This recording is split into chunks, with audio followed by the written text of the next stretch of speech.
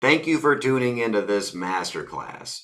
Today I'm going to teach you re-sneaking. Re-sneaking is hands down one of the greatest fallout in general terms secrets that there has ever been. And I'm very proud to say that it was me that figured out what it was, how to do it, and exactly why it worked. So what is it? How does it work? And why should we be doing it right away? Well, it is simply a way to sneak out of combat. There's no other way to put it. But what's different about it is that you're trying to get out of combat many times, maybe even 100 or 1,000 more times than you normally would in a turn. Because traditionally, you'll only get one attempt. Re-sneaking gives you an unlimited amount of attempts. And re-sneaking definitely does prove that the game is continuously checking a multitude of factors to determine whether or not you can get out of combat when you want. Right now we're sneaking and it's broad daylight.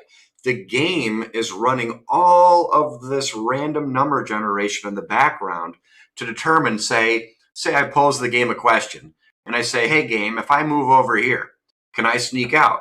And the game's going to say, I don't know, we'll try it. I'll hit the enter button. It says, or you can hit the combat button to try to sneak out. Of course, you have to be sneaking. And the game says you can't end combat because there's hostile creatures near.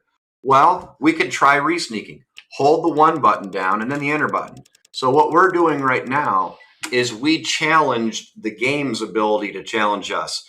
The game was going to use so many factors to determine our success to get out of that combat scenario. And it took several attempts to do it. So the game figured that was pretty bad. So it was basically like maybe a 7 to a 15% chance of us to get out. So the first time I tried, I just couldn't do it. But what I did was I discovered that if you held the 1 button down and the enter button while you were in combat, sometimes, heck, a lot of the times, you're able to see she spotted us and she got mad, so she's back in combat. So what you're able to do is, see, I'll try. We might even just sneak out the first time. We'll try it. I wasn't able to do it. See, I'm hitting the enter button. Here, I'll do it over here. It's not happening. I'm going to need to re-sneak. So I'm going to take sneak off, put it back on, and hit the enter button. That didn't work. Take sneak off, put it back on, and hit the enter button. And you can do it like this, and sooner or later you will be successful. That is re-sneaking. But what I'm doing to simplify it and expedite it, when I want to get out of a touchy situation or an iffy situation, I'll simply hold the 1 button down and then the enter button down so that I'm able to force the game to give me another dice roll and then another dice roll and then another dice roll and then another dice roll.